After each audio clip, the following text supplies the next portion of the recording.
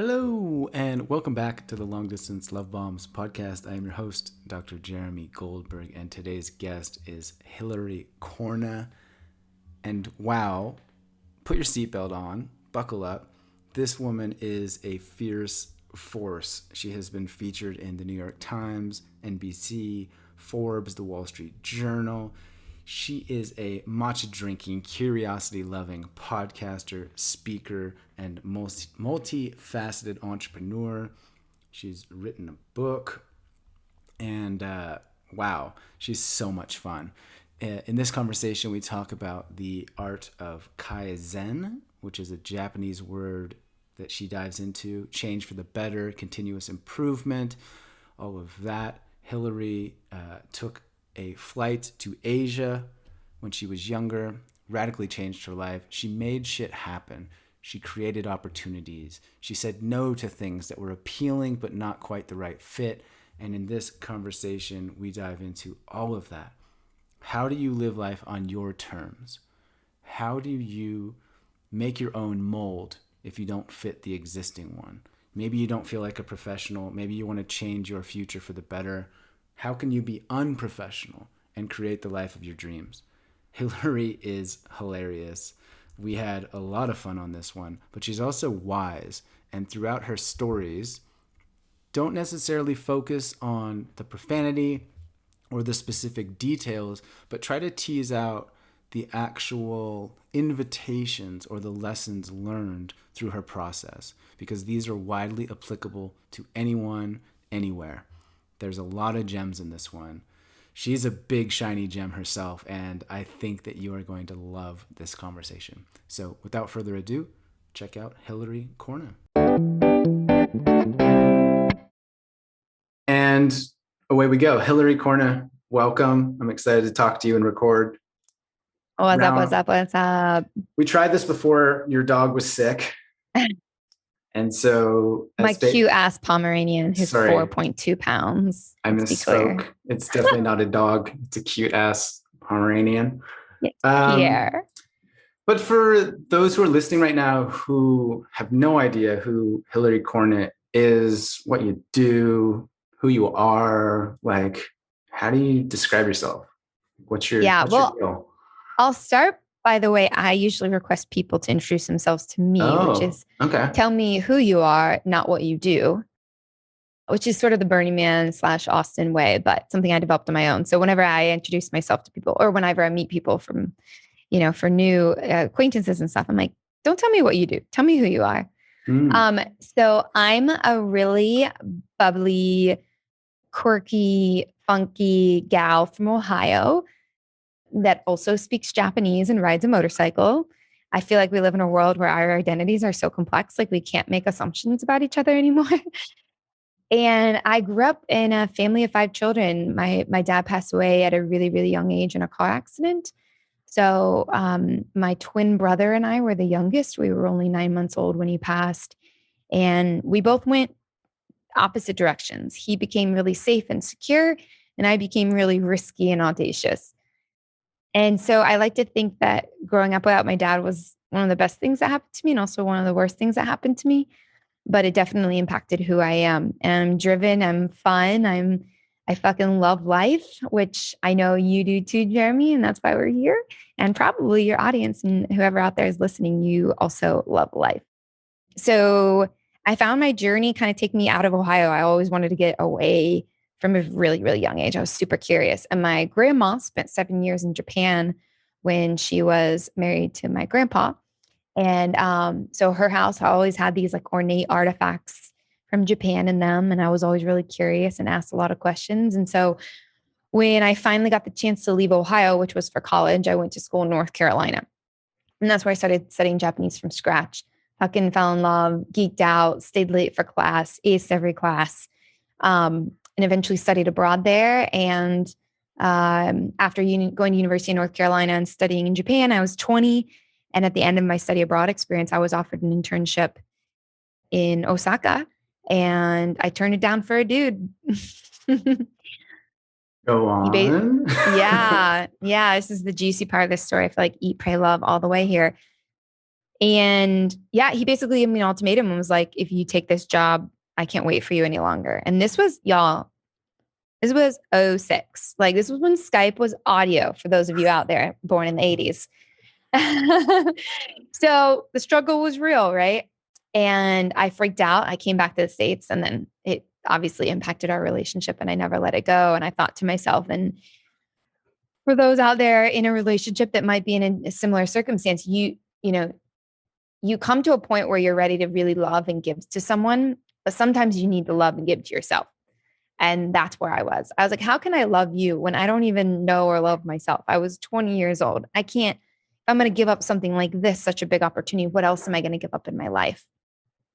So I dumped the boyfriend, graduated from university, turned down a list of job offers in '07, right before the financial crisis hit, and bought a one-way ticket to Singapore without a job. And then in 6 weeks, I had 5 job offers, and the last one was from Toyota, leading kaizen initiatives across the South Pacific as the first female in operations that they've ever hired. So boom, shakalaka. Yeah. So I'm a force. I think Jeremy, you're a force. Anyone out there that's really driven and like wants to just eat up life for all it has. And that's where I think I got that from my dad. Like, when you lose someone at such a young age, most people have their parents until they're, in their late 50s, 60s. So everyone loses their parents. It's just a matter of when. So losing my father at a really young age made me have this sense of urgency in life, where like nothing is certain, nothing is guaranteed. Fuck standards, fuck conventions, expectations. So that's how my story started. And then here today, 15 years later, I have never worked for anyone but Toyota. I've actually never worked for an American company. I'm a bestselling author, keynote speaker, podcast host called UNprofessional. And I consult with companies to help them become human-centric with their processes. And then now I'm designing a program to help other women become thought leaders in business. How was that? I mean, that was like 100 out of 100, I feel. You pulled on the heartstrings, you were vulnerable, you were inspiring. Yeah, we could just end it now. Like, thanks for coming. Thanks for coming, Hilary. Oh, you're so sweet. You're so sweet. But so I have questions. I have follow-up questions. So you bought a one-way flight to Singapore, and you said within 6 weeks you had a bunch of job offers. Like, how does that happen? And then I want to hear all about the kaizen work at Toyota. Yeah. So, living abroad now is way more normal than what it was in '06, but it's still crazy. Like, for anyone out there that's listening that is abroad, I'm sure there are, you. People think you're crazy. They're like, what do you do? Where are you? Why are you there? You're definitely like against the status quo, right? Back then it was super weird. And we lived in a world where, smartphones had just come out. Facebook was only 1 year old. Okay. Facebook was 1 year old. Instagram wasn't around. LinkedIn wasn't around. It was a different world. But the same is true then that is true now, which is opportunities are abundant.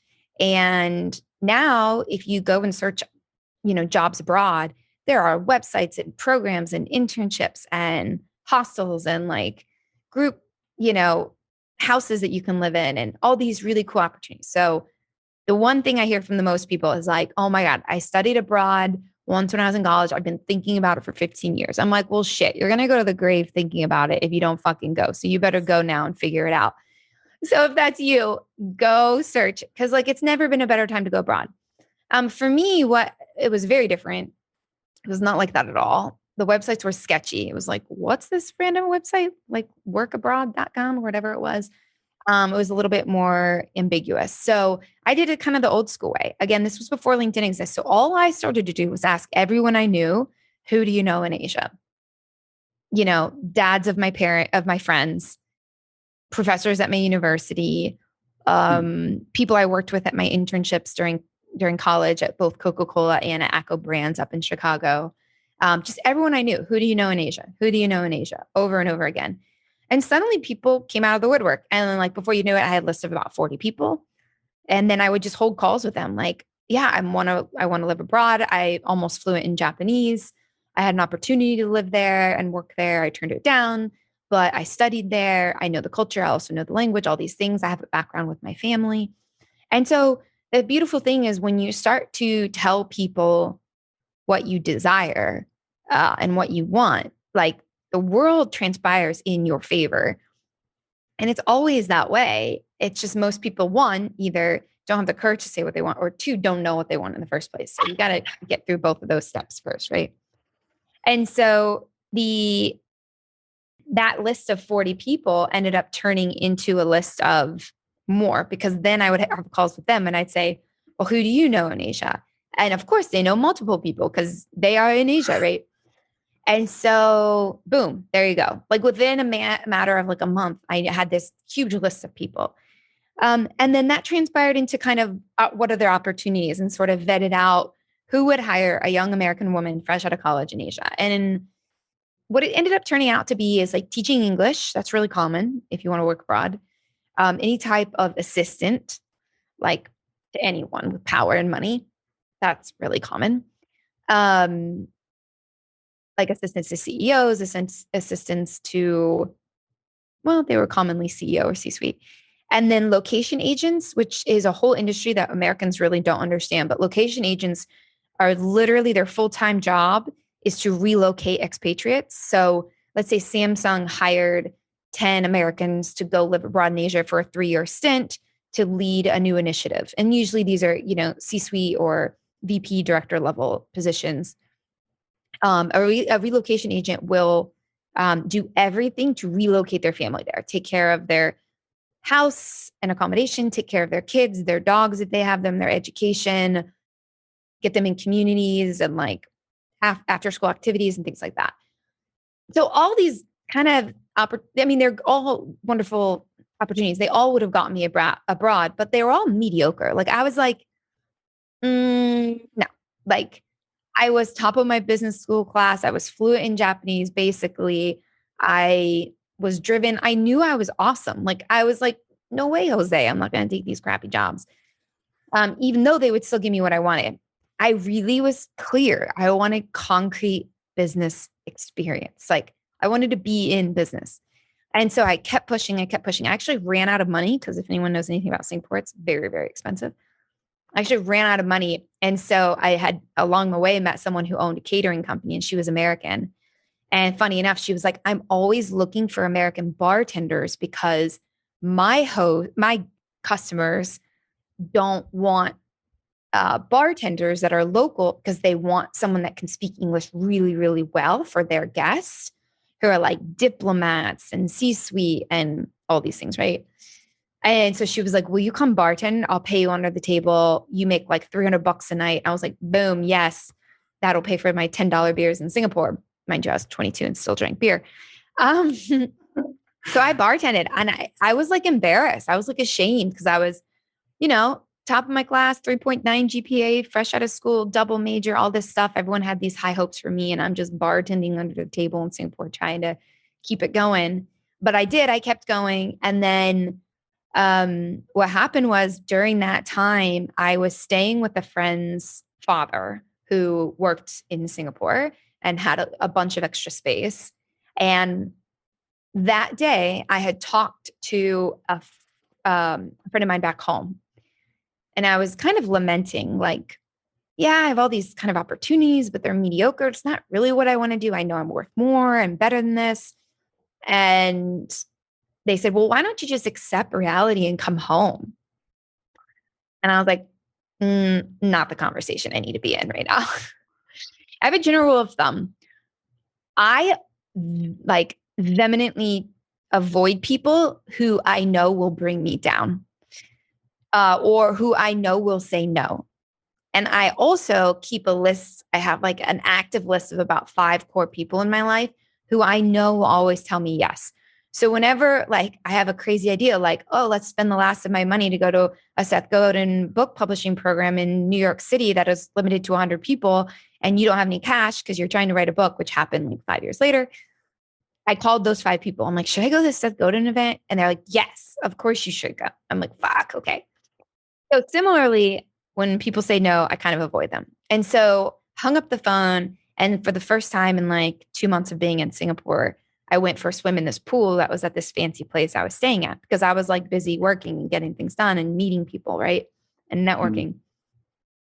Because mind you, I bought a ticket there without a job, but I went there. Like I knew the only thing stopping me from getting a job was not physically being there to meet people. And so I was swimming in the pool and I was like, Singapore is on the equator, dude. Like it's so beautiful. It's so hot. It's so tropical. And I'm like coming out of the water and I'm just like looking at the blue skies thinking, oh my God, this is so amazing, Hilary. Like you've got all the way here. You just have to push a little bit further. And as I come out of the water, I see this adorable 2-year-old Japanese boy swimming in floaties in front of me. And without even thinking, I just was like, konnichiwa, you're so cute, stuck to him in Japanese. And his mom was there. And his mom kind of came up and just started talking to me in Japanese. And we were just casually chatting. And then his dad came up from behind. And his dad ended up being the most successful Toyota dealership owner in Tokyo for 10 consecutive years. He had already retired and been hired on by Toyota's Asian regional office in Singapore as a consultant. And lo and behold, he had one position available in the team that he was growing. And here I am in a 2-piece, like 22 years old. All I did was say, hello to this cute little Japanese boy. And he's like his dad's talking to me in Japanese. Like, why are you here? Why do you want to work abroad? Why Japanese culture? And I'm like, da-da-da-da. And that was the moment, like the 6 to 9 months leading up to that of the research, the planning, the buying the ticket, the disappointment from everyone, the, weeks of blowing cash in Singapore, not knowing what was going to happen. Like I had like 30 seconds to clearly state to this human being why I was there, why it mattered, and like why he should hire me. And he was like, awesome, you should come in for an interview. I was like, okay. So we jump out of the pool. He gives me his business card. 2 interviews later, I was at Toyota. I love that. What do you love about it? One of the things I love most is that you didn't force. You didn't keep grinding. You didn't stay in your room sending applications on email. You honored this little voice. It was like, I need to go swimming. And it was like, yeah, I need a little break. I need to just exhale.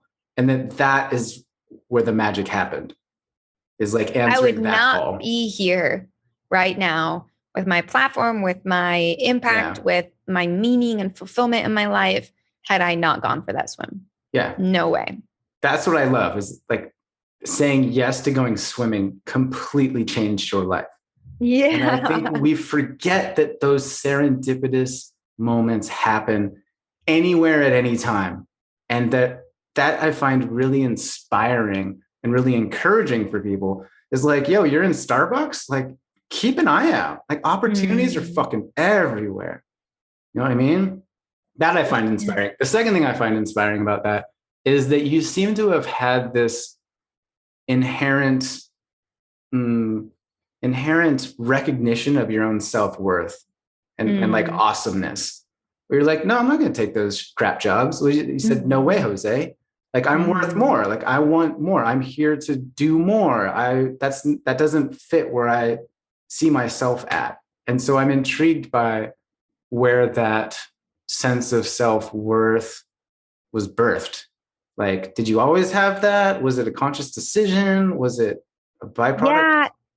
Well, so I think for the serendipity thing, one thing that's unique about me that I've kind of always been this way is we think so much. Like our minds are constantly thinking and planning and organizing and executing, like, get shit done, right? Hustle, grind, whatever the fuck.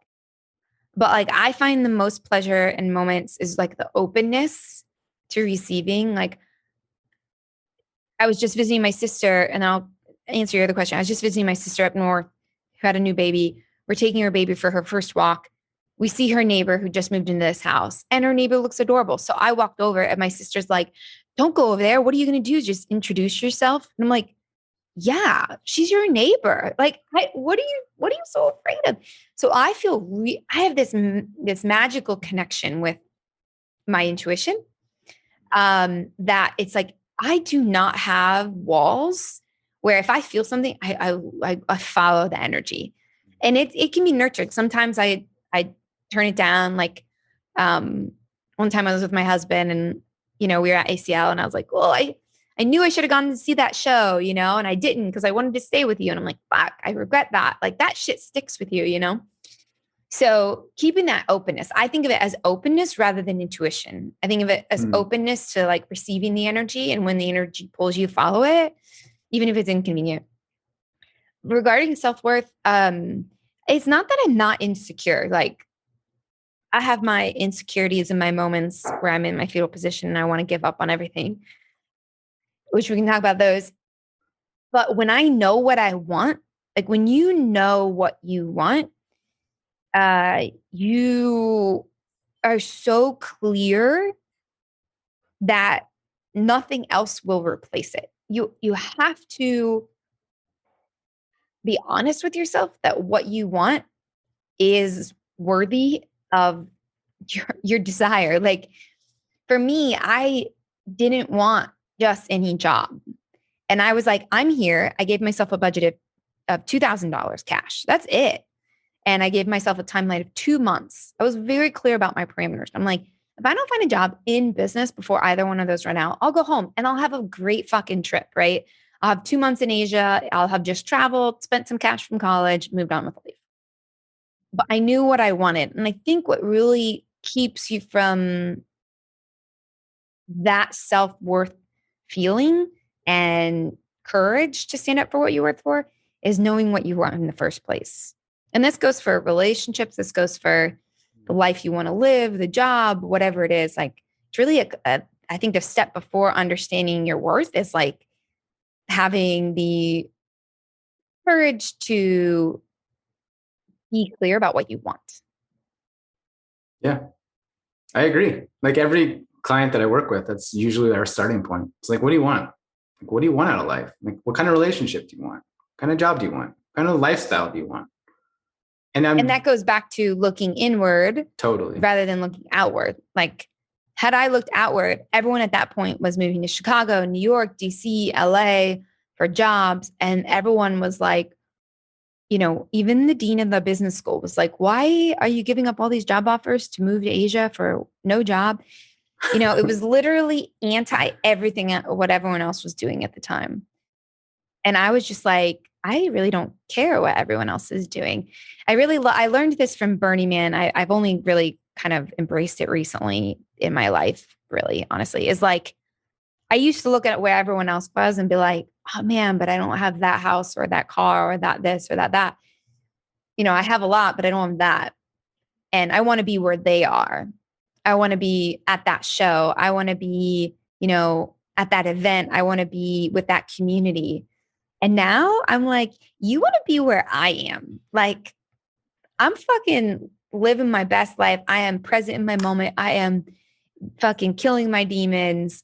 I'm in the path. I'm doing the work. You want to be where I am. And I feel like everyone could use a little bit of that. Like, just say that to people, like in your head, maybe not directly to them, right? Like, you want to be where I am. Yeah, like, you're the prize. Like, I've said this to people on job interviews, or they're going on a meeting to talk to somebody that might sign them or whatever. And it's like, you're the fucking prize. Like, don't forget, like, they need you.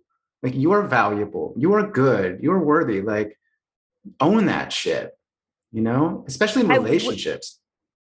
I will say a perspective I've always had when it comes to the work you do. And I brought this to Toyota and I bring it to my clients now, right? Like, I work with 50 to $100 million companies right now. Basically, we can talk about kaizen too, but basically I took what we did at Toyota, created a simplified version of it that's a little bit more modern and human centric. And that's my model. Like, I created my own model. So when companies bring me in, they're paying for me. No one can do what I do. And I love that. I don't want a fucking group of coaches under me. It's just not my jam, whatever. But one of the things I always keep in mind through my 16 years in business is when you come to the table it should be a mutual exchange of value. All business is a mutual exchange of value, whether you're interviewing for a job or whether you're hiring someone or whether you're a consultant being hired or whatever version of that it looks like.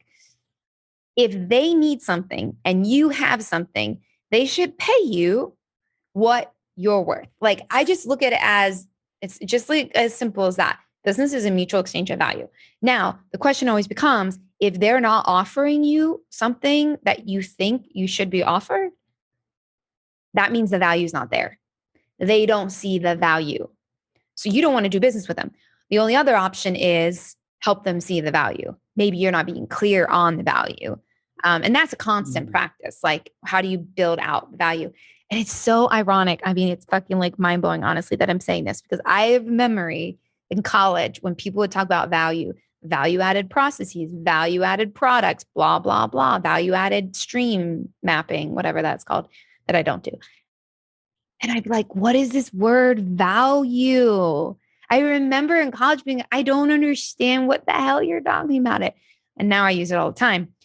But when you think of value, I think it's really important that you think of, what do they see you're worth? What is this thing you're creating for them? How much is it worth to them? For me, I literally save companies. Like this company I'm working with, I can't name them. They do about 65 million a year. They're losing 3 times as many clients a month that they're bringing in. What we're doing is going to literally like save their company from going into the dumps. And now I'm like, fuck, I need to like triple my price because this is like not, and I'll just tell it, I don't really care. My minimum retainer is $10,000 a month, but that's like fully, I'm like working with executive teams week to week. But now I'm like, okay, so I cost about $60,000 over the last 6 months. I'm saving your company, your $65 million company. Like, you're going to start literally making cash. You're going to turn around. This ROI is going to be turned around in like 30 days from implementation. Why aren't I charging like hundreds of thousands of dollars? This is like stupid. So I tell that story not to toot my own horn. I tell that story to have a practical example. Like, when we talk about value and knowing your worth, you need to show how you're answering a pain point and a need to the other person. And that still could be an employment. It doesn't mean you have to work for yourself. And so if you're doing social media management, like, talk about how the work you are going to do is going to bring them more value. That could be quality, that could be quantity, that could be number of customers, that could be value of customers. And if they're only offering you 60,000, but you're bringing even more than that or retaining more than that, then you need to ask for more. So I always look at that. It's a mutual exchange. Business should be a mutual exchange of value. And the only scenarios where people are not being treated fairly is one of those are, unbalanced or off. Yeah. I like that. The thing that comes up for me is the lesson that I've learned is that value is perceived, and it's perceived differently by different people at the same table. Right. And so if they perceive that you are far more valuable than you're charging, then they're getting a killer deal. Right. And so that $10,000 a month is a fucking bargain. You know what I mean? The CEO literally told me that. He was just like, man, we're getting such a great deal. And I was like, fuck, what was I thinking? That was dumb. Yeah. But I will say, having been in this business now for 11 years, like, the unfortunate truth is this is the lesson you have to learn for yourself. Totally. Like, there were times where I was charging $1,000 a month, coming from Toyota, senior executive officer, doing kaizen, which is a rare, know-how and discipline. And like, I just needed to do that. I needed to step from 1,000 to 2 to 2.5 to 5, now to 10, and probably now to 30 after this call. Yeah, I'll send you an invoice or whatever. Yeah, exactly. Yeah, the other thing I've learned the hard way is that price is not necessarily correlated to value. So for example, no, it's not. And as a woman, that's a unique challenge as well. Because there's people that do shit I do for a lot more that are crappy at what they do, but their perceived value is stronger because they're a man. You were going to say as an example? I was going to say, like, if you go to the bottle shop or like the liquor store and you like go look at wines, it's like, oh, that wine's $80. It equals, that must be a good wine. It's like, no, that just means that wine costs $80. right? In the same way as like, oh, that one's $5. It's probably terrible. It's like, well, no, it's just, maybe it's $100 bottle of wine, but the winemakers don't believe that it's worth $100. So they only charge you $5. And so I think part of the perceived value is also inherent in us individually, and that our price reflects the value that we feel that we deliver. And I think, as you said, that can oftentimes be like this stepwise increase as you kind of marinate, learn to trust yourself a bit more, get more experience, look around and see other people, what they're charging. It's like, oh, hang on, I'm actually a lot more valuable than I've been giving myself credit for. Yeah, Toyota would also often say, like, if your vision is here and you're here, you can't just jump. And for those listening, I'm basically raising one hand really high, one hand low. Like, you don't just jump. Like, I couldn't have in 2010, when I came back to the States, just immediately said that I was $10,000 a month, because I grew up really poor, because I grew up with food stamps, because I grew up shopping in the thrift store, because my mom has never made more than $30,000 in her life. And now I pay some of her bills. Like, I mentally did not have the ability to just take that leap. You have to take baby steps. And that's what we would always say in kaizen and process improvement. Like, you have to take baby steps. You have to be incremental.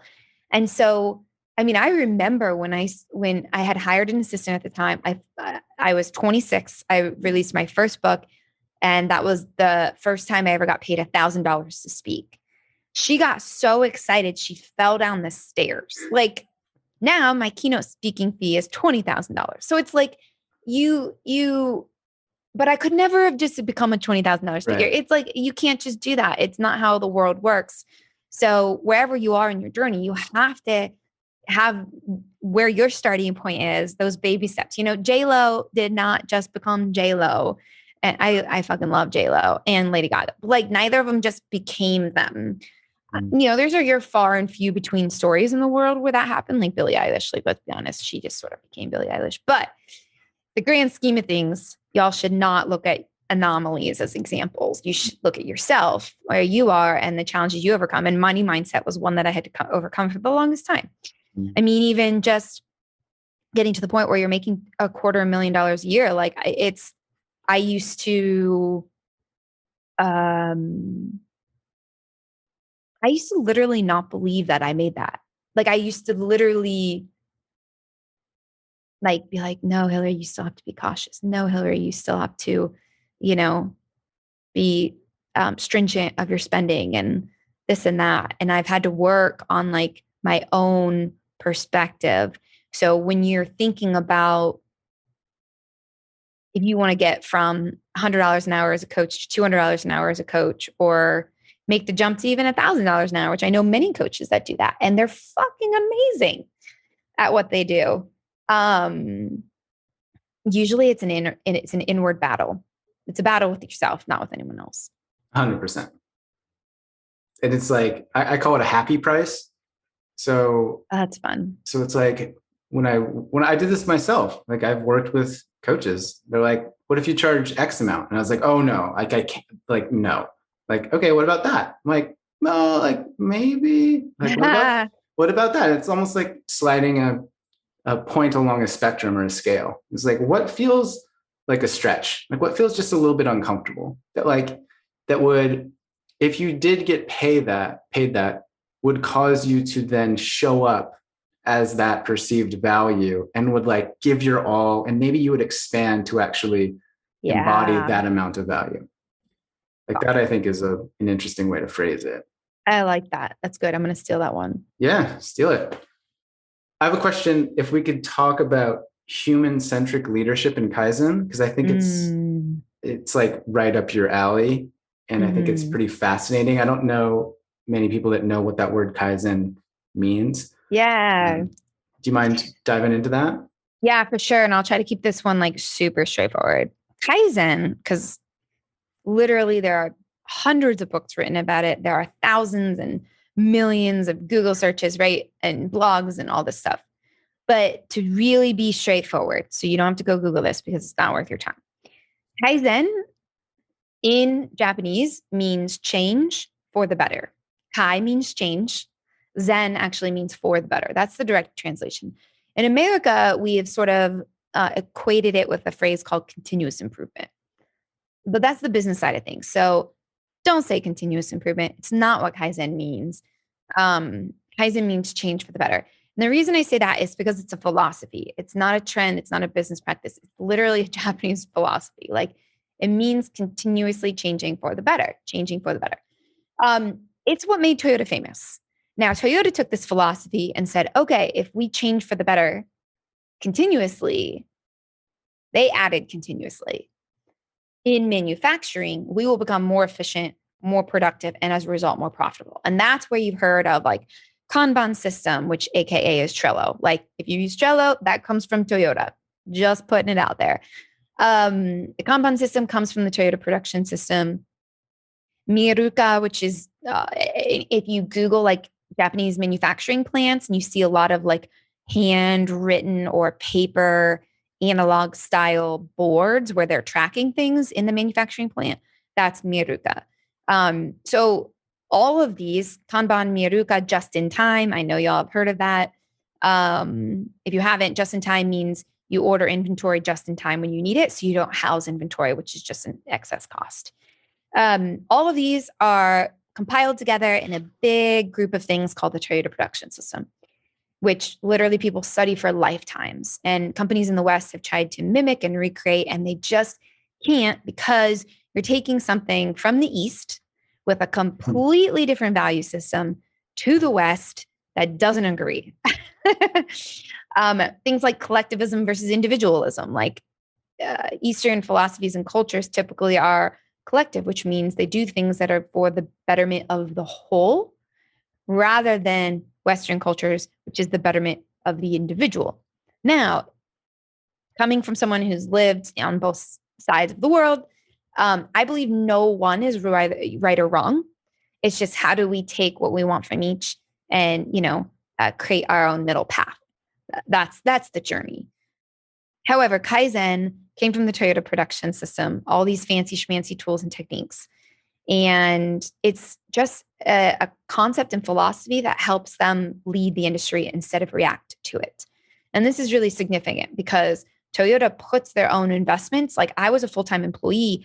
People are like, oh, so you were a consultant? I'm like, no, I was a full-time W-2 employee for Toyota in Singapore, but they invested in us to go into dealerships, find new ways to improve processes. So how do you deliver a car faster, better, smarter, cheaper, whatever? How do you create a better customer experience? For example, we worked on one project that took like 6 months, just reducing the time it took for invoicing. So the way I love to dumb this down for everyone in the world to understand what Kaizen is, like, most people go to their day jobs, and if they come home at night and complain about their day jobs, it's always process. It's like, this stupid process, it requires 5 signatures. This stupid process, they make me submit this huge expense report form, whatever. And so we would go in, find those stupid processes and fix them. If it worked, we would then standardize it. And what that meant is like, make it a rule for all the dealerships. Like, okay, from now on, everyone's going to do it this way. Everyone's going to do their invoicing this way, or their insurance approval process this way. So we were in the arena, doing the work, fighting the good fight as an investment by Toyota to lead the industry instead of react to it. So that's why people literally, we would have competitors come to our dealerships and be like, show us what you're doing. Show us what you're doing. And we would show them. And Toyota has a saying internally that we would show them because the secret sauce to what we did is not the tools and techniques. It's the human element. It's the culture. It's how we believe in people and that where we get our ideas from, which is in Japanese, a word called gemba, which means the front line. Like, we would go to the front line, listen to the customers, listen to the $9 an hour admin staff and her woes about where she worked and why. Like, we didn't have the answer, because in Japanese culture, it's all about having the humility to admit that the people in the highest positions of power don't know. And I would never say that American culture agrees with that statement. And I've worked with a lot of businesses. There are anomaly leaders out there that believe in that, but it's a very hard practice to actually do. And so Kaizen is this philosophy of finding problems, fixing them, and if they work, keeping them around. And so the human-centric side of it was, in the early 2000s and even in 2010 up to now, everyone was stealing these ideas from the East and rephrasing them like, Lean Startup. The book that was written became a bestseller by Eric Ries. I'm not necessarily not a fan of him, but everything that was stolen from the East in terms of concepts is how to make the business better. How to make the business more efficient, productive, profitable. But they lose the very essence of kaizen, which is in our approach, we never went into a dealership, a scenario, a business, like, how do we make the business more money? It was, how do we improve the lives of our employees and customers? And as a result, the business becomes more profitable. Because the opposite can really happen. And we see it all the time. We're seeing it even more now, which is, I can make a business more efficient and more productive, but at the very detriment of our employees and customers. Like, oh, okay, we're going to implement this ticketing system. It saves X amount of time, or, cuts hours by X amount of hours from now on for all employees nationwide, or, even global. But the employees fucking hate it. Like, I've had a CEO tell me once, like, I don't understand. We implemented this dumbass ticketing system, and now my employees are making me use it. I'm the one that founded the company, and it was like a $300 million company. He's like, I don't want to use your stupid ticketing system. So that's just a funny example, but we see this all the time. Like, it's just because your business becomes more efficient or productive doesn't mean it's actually good for the person on the other side. And we see all the time, like in the coaching industry, they're like, oh, fill out this form before we hop on a call. And I'm like, I don't even fucking know you. No, I'm not going to fill out this form. So context matters. The person matters, and people feel like a number. And if you treat them like a number, they're going to treat you like a number. And so that's when in basically like 2015, I saw this gap of like, oh, wow, companies in the West are completely missing the mark, and they're being ill-advised. And so I basically took what we did at Toyota, created a simplified version, because Kaizen can be incredibly advanced and most companies don't need that. Created a simplified version, and then added the human-centric piece to it, because we live in a world where trust is at an all-time low. Some data that came out in 2017, 2018 was around how trust in biggest institutions is plummeting by like 30%. When you think of military, education, medicine, big business, across the board, they're all literally just plummeting, dropping. Media. Yep. Yeah. That's on there, newspapers. And essentially, the very technology and digital innovation that's allowing our companies to work with such efficiency and productivity is the very thing that's disconnecting us to our customers. Small story. I suck at fashion. Okay. It's always been a weakness of mine because I grew up shopping at thrift stores. And I really was interested in hiring a stylist. And this is literally just happened this morning. That's why I want to share it. And someone introduced me, and I was like, fine, I'll fucking pay the cash, figure this out, because I don't know what I'm doing. And I consistently look bad in photos, whatever. I don't dress for my body. And she was doing one-to-one stuff. We had a call already booked. I get an email from her this morning. She's like, oh, just so you know, I've been transitioning my business, and now I'm launching this program. So if you want to sign up for it here, so I'm no longer taking calls, so you can sign up here, basically. And I literally was like, delete. You're an idiot. Like, are you kidding me? Like, sure, I'm going to do what's convenient for you. So that's the irony. Listen, anyone's out there is like, well, of course she's trying to promote her program. She's pivoting her business. That is not the point. I am a different stage of her journey. I am already pre-qualified. I was a referral. I already had a call schedule. This is the wrong way to handle your customers that are already at that stage of your journey. Now, listen, anyone new who she has no idea from now on, of course, it makes sense. And that's what's happening with technology. Like, everyone's just treating people like a fucking machine, and humans are not machines. So part of the work that we do is when we design processes, we make them human-centric. We look at brands like Bumble and Umpqua National Bank, which is the leading national bank out of Oregon, who has these really human-centric brands. that are doing these funky things to build back rapport and trust with their customers when we live in a world when no one knows what the fuck to believe and no one knows who to trust anymore. And anyone can be in business. Yeah. This is great. I'm enjoying this TED Talk. Oh my God. I've done a couple, but I do need to do a new one. I need to get some new TED out there. So when you talk about making things more human-centric, and building trust, let's talk about some examples. Yeah, is that as simple as just not treating people as if they're expendable strangers? Okay, so I love that you say this because that's the assumption, and that's a great point. It's not just that, because that's timeless, right? Yeah. This is actually incredible. Yeah. Like I'm reading this book. Sorry, hang on. Yeah, Hilary, I'm reading this book right now, and it's by a doctor who died of cancer. And he's talking about how he was talking to this individual once, and he vowed that he would instead of looking at his prescriptions, he would look at the prescriptions as people instead of the people as just simply prescriptions. And it helped him to shift into this place of like, oh, that's a human being with a heart and dreams, et cetera. That is an illness. It's not just like patient number 1216. Yeah. Okay. Over to you. Yeah. So I'm going to take it a level deeper because I'm very tactical and operational. Okay. So there are very specific things you can do to make your processes and experience human-centric. And this can be for any size business. And I'm telling you, like, the smaller you are, the better, because you need to be doing this now. It'll actually increase your returns and increase your engagement and increase your results. So let's talk about some examples. One,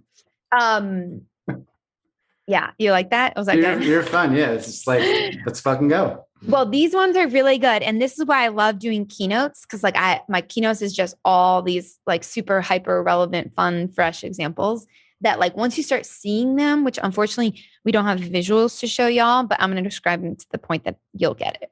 Zola.com. Zola, if anyone's gotten married recently, aggregates registries. Listen, their technology is brilliant. However, someone someday is going to, slide in and either create a better product or at a cheaper price, right? So what they do that's so awesome, one of the things they do is when you sign up for Zola, you start receiving these drip campaigns. Like you receive these automated emails. They're automated. They're pre-written. But what they did that was like literally mind-blowing. Their headshot is of them at their wedding. Like their customer success person. They're in the wedding industry. Their customer success person. I'm sure there are a lot of them. Their headshot is their wedding photo. This girl, Melissa at Zola, like I felt like I knew her. Like for 9 months of planning our wedding, I was like, oh, Melissa, look how cute she is. I found her on LinkedIn. I'm trying to get her on my podcast. Melissa, if you're out there, please get on my podcast. I want you on my podcast. It's so brilliant because I felt like by the time I was done receiving all these automated emails, I knew Melissa. I don't know Melissa, but because I looked at her fucking wedding photo for 9 months, I felt like I did. It was so well done. Another example is actually my husband's company. And I love to give him a shout out because he does so much of this without even knowing it. And that's typically what you're seeing right now. People who are doing this, they're first to market and they benefit from being first to market with this strategic advantage, but they don't know it. He has on hold music. He sells restaurant technology, right? Like POS systems, phones, firewalls, merchant services, stuff like that. His on hold music, he hired a comedian to tell jokes on his on hold music. Literally, he gets customers calling, emailing, being like, oh my God, that was fucking hilarious. You made my day. That was awesome. No one does that. So you have to go out of your way to think, like, how can we like make someone's day better? How can we surprise them and be human-centric, which is like no one wants to be on hold, right? Another example is Scribe Media. They're who I'm using to publish my second book. They're who we know. Shout out to our friend Miles, who introduced us. When I paid my invoice, so invoicing, right? The driest, most mundane, boring process ever. No one wants to pay $36,000 cash for a book. Not really that exciting of a day. So you're in your sales process, right? Because I'm very operations minded. You're in your sales process. You're trying to close a deal. And the customer is nervous and excited equally, right? Those emotions coexist. And then they pay your bill and they sign your contract. Before they get started, right? They have to pay that bill. And they're like, shit, cutting a check for $36,000, which if y'all are interested in writing a book at Scribe, it's about $36,000. It's like a pretty penny, right? And they think it only is going to get fun when you have your kickoff email. That invoicing is just not fun. It's just the reality. It's the brutal truth. You have to pay your invoice. No, Scribe made it fun. I have the email in front of me. I pulled it up so I can read it to you. The email reads, "Hi, Hilary. I hate generic corporate invoice paid emails. I mean, we give them our money and then we get a boilerplate email. Come on. So instead, I'm going to send you a sincere, heartfelt gratitude from a real person, in parentheses, me." I literally was blown away. I'm like, yes, I hate this. Correct. Like, why that we're paying you so much money or whatever that money is. And you can do this if your dollar amount is lower, right? It doesn't have to be $36,000. They made it exciting instead of accepting the reality that invoicing is scary, mediocre, automated, or not fun. And then they nailed it. Below that email copy, they have a GIF, not a gift, a GIF, a GIF of their accounting person with a purple background, which is Scribe brand, slightly, mirrored with her cheering you on. I mean, it's the most fucking brilliant thing I've ever seen. Like, no one's done this before. And I'm much less an accounting person. You never see accounting people. And when you get automated emails, you don't think there's a real person. You think it's a system. So they took a touch point that didn't matter to the customer, that the customer was actually not looking forward to. And they made it delightful, fun, surprise, exciting, something I literally put in my keynote now and tell the world about. So these are the examples. Scribe Media applied it to invoicing. My husband applied it to his support division.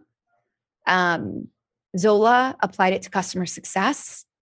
You can look at this at any touch point in your experience, from the point of awareness to contract signing to delivering your product or service as promised.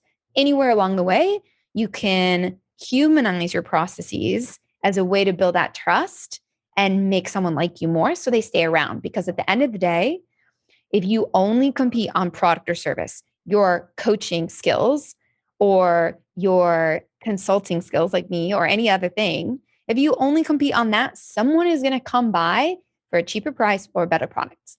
So you need to compete in a different way. And you need to compete in a way that's the experience.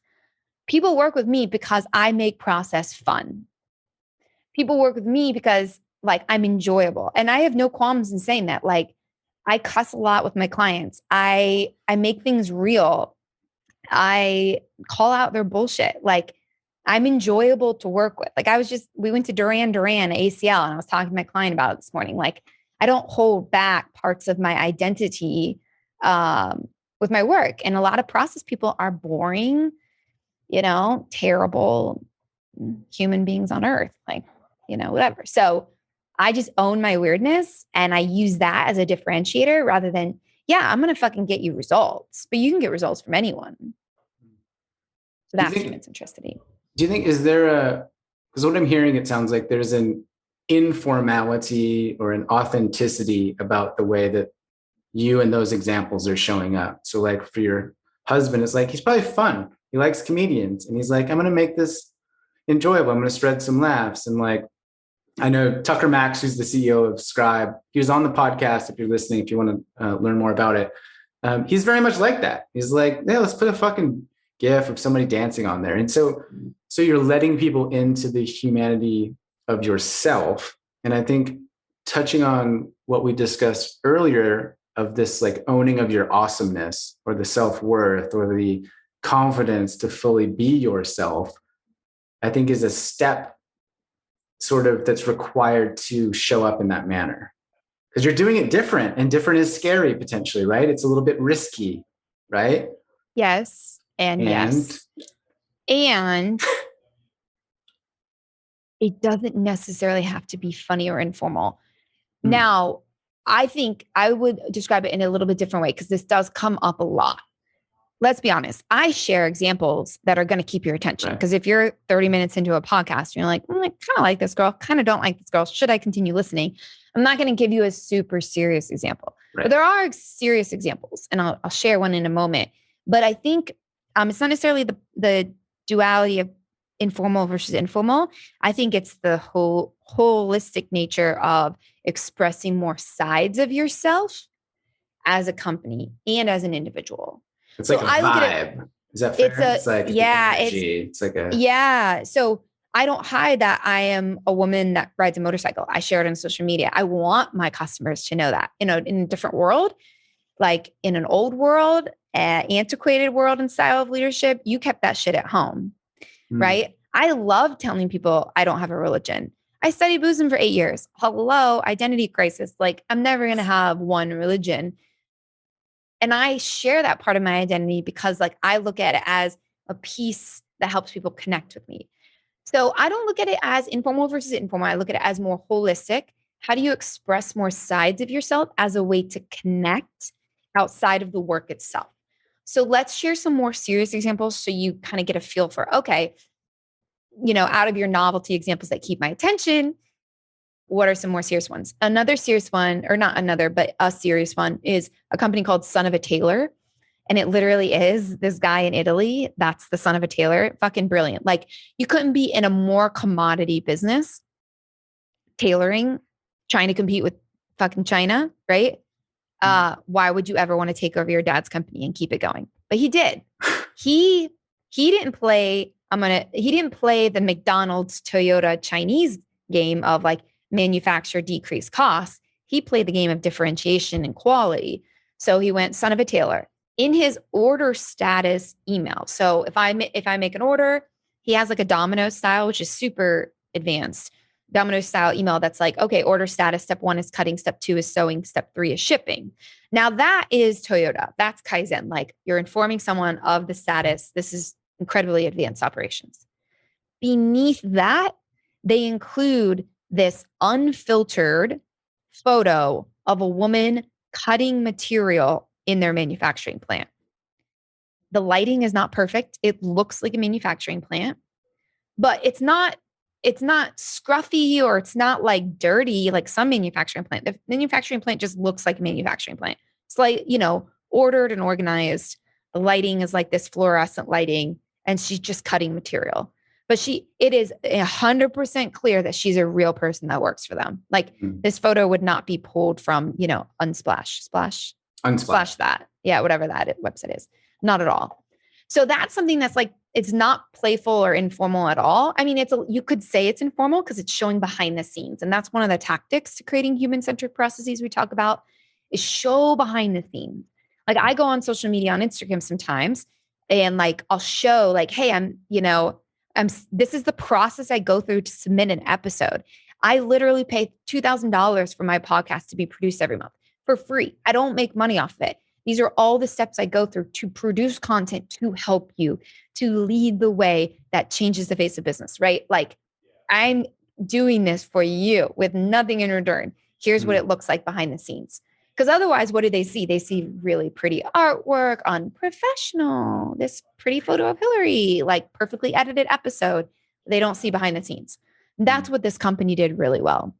Like, one of the words that jumps out to me is like genuine. It's like, it's a genuine photo, or like, this is a genuine emotion. This is a genuine message from a genuine human being, right? Yeah. It's like, I don't think of it as authentic. Yeah. It's just like, it's real. Like, you use the word real. It's like, yeah, it's real. Like, here's the person in a factory really doing it. Like, hi. And that helps you to connect, right? Yes. And I think the things you listed about being real makes you believable in a world where you don't know what the fuck to believe. Being real makes you believable. Mm-hmm. It builds trust. Yes. When trust is plummeting, when insurance agencies are all using the same technology and you can get a quote in a matter of milliseconds, why are companies not using humans? Because they're trying to be profitable, right? But the very technology that's making them more profitable is making it easier for their customers to leave. Yeah. It's like hilarious to me.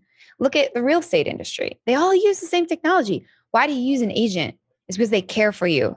So you're going to see this for the next decade or two, is the companies that are going to thrive are the companies that actually have a human element. Look at West Elm.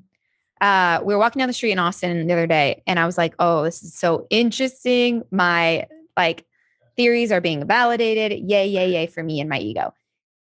West Elm has a sign now outside that says one-to-one design services custom to your home, because they know if they just continue to fucking sell furniture, okay, they get copied all the time. You can literally recreate it with all these DIY trends going on. You can get it made for cheaper by hand, by a human, than West Elm's prices. So they have to add this human element. So the irony is, I actually think it's counterintuitive of what you're seeing in business right now. Everyone's saying, go digital, which is true. Like, listen, I fucking love technology. There's a time and a place for it. At Toyota, we'd always say you have to use the right tool at the right time at the right place. However, the differentiator is going to be the human element. You're going to see it everywhere. It'd be nice. We're just going back to what it used to be. So I actually disagree with that. I don't think we're going back to what it used to be. And this is super common. So no worries. I get people say that to me all the time. I don't think we're going back to what it used to be. I think we've never lived in a world that cared so much for people. Imagine the 90s, the early 2000s. Like, when you look at creating a human-centric workplace that has a Slack channel for women who are considering pregnancy, like, that didn't happen 20 years ago. Or the trend and conversation right now of, creating advocacy groups in companies for different communities. That didn't happen 20 years ago. People as human beings live in a world where our identities are more complex than ever. We're more cultured than ever. We're more informed than ever. We're actually more empowered than ever before. Employees, this is not for just entrepreneurs. Like, if you're an employee, you have never had more power. Like, look at Glassdoor. Look at Blind, that app that lets you speak anonymously about the company you're in. Like, you have access to information and power. You can see someone's salary at another company in milliseconds. This is a world that didn't exist. So what does that mean? When you have a more empowered, more informed consumer and employee, then the power is being transitioned. Like, what's truly happening is a move of power from C-suite to the individual, but it's up to them to take it. And so I don't think it's the world that we lived in before. I think with all the trends in society, the move of yoga into the West, the way technology has empowered us, the way, right now in 1995, only 4% of Americans had passports. As of 2015, 42% of Americans had passports. What does that mean? We don't prescribe by these old rules that are not human-centric. Like, literally, people are still keynoting on military styles of leadership. What the fuck is going on? What is going on? Why are these people still getting paid to speak at keynotes at business conferences? I don't understand. It's all over. And like, fucking, they love each other. It's just a fucking incestual, like, circle jerk. I'm like, aren't we over this, right? Like, so that world is over. A new world is rising. And it was only expedited by COVID, where people are not tolerating being treated like shit. You are powerful. You have literally everything at your fingertips. And we've never had more power than before. So don't fucking disregard that power. Look at everything in front of you and do something about it to change the world for better. I adore you. And I feel like that's a really wonderful place to stop. When you've managed to work in, I think you said, the incestuous circle jerk, I didn't have that on my bingo card, but I appreciate it. So where can people never said that before, but I feel good about saying it on this one. I feel like it's embraced. I don't think it's been said before on the podcast. So I will remember you. Yes. Hilary, I love what you were saying there at the end, and in particular, the part about individuals recognizing their own perceived sense of power and how that can create changes to fundamentally make the world a better place. That's what I'm all about. I'm sure everybody listening will agree with that. Where can people find more of you? I know you have a book, you have a podcast. Yeah, the best way to hang. So we do a weekly blog and I talk about a lot of these concepts, collectivism versus individualism, a lot of cool companies that are doing cool things. So if you head over to hilarycorna.com, you can sign up for the blog. That's where you kind of get really close to me. I love calling this shit out. If you want to find me on Instagram, that's the best way. Hilary Corna. There's only one of me in the world. That's Hilary with one L, not two. Thank you very much. Yeah. And listen, if you're listening and you're like, fucking, let's connect. I want to learn more from you. I have no qualms in giving my email out. It's hilary@hilarycorna.com. You could probably guess it. Listen, like, you can guess most people's emails. I don't understand why no more, like, people don't talk about this more. Most people's emails are their name. Hint, at their website. Jab, I saw one the other day. At their website. One the other day that was me at, mywebsite.com or yeah. I'm not trying to hide. Or first initial or both initials. Yeah. Usually what it is. Yeah. I guess people's emails all the time. I'm very accurate. Yeah. Like passwords. Also, you have a podcast. Yes, I do. And I'm going to be a guest on it. So if they're listening and you want to hear the tables turned, and I will rant at Hilary for a little bit of time, that's going to happen at some stage. And the podcast is called what? Unprofessional. And if there's one episode that I can guide you to that I think stands out as the best, because we're just about 40 episodes in, having a fucking blast, is Keisha Fitzgerald. She was number 3. So you got to scroll down. But head over to iTunes or Spotify, called Unprofessional. Keisha Fitzgerald, she's fucking kills it. Dynamite. Yeah. I will. And us podcasters, we love each other and we support each other. So Jeremy, I'm gonna review yours. And if you're out there, review Jeremy's. I'm just gonna toot your horn for a hot sec. Okay. Go review Jeremy's podcast. Oh, thanks. Written form, not stars. It's stupid. It's the algorithm. Don't blame us. But it really does wonders in terms of spreading the reach of his podcast. So if you believe in him, go take 30 seconds, write one sentence. It doesn't need to be a novel. You're awesome. Wow. That was great. You're hired. And if you're listening, I'll include links to all of those things in the show notes to save you a step. You can just click on it and get into Hilary's world. And that's it. You're so much fucking fun. Yay! I really enjoyed this conversation. If we're not having fun, what are we doing, right? I mean, that's a wonderful question. Yeah. I got nothing. You're awesome. Thank you so much. Yeah, thanks for coming on, Hilary. I appreciate your knowledge, your wisdom, your experiences. I think there's a lot of valuable lessons in your story. And I hope that those listening really take those to heart, make some moves. Thank you. She's so much fun. I loved her stories. I love her fire.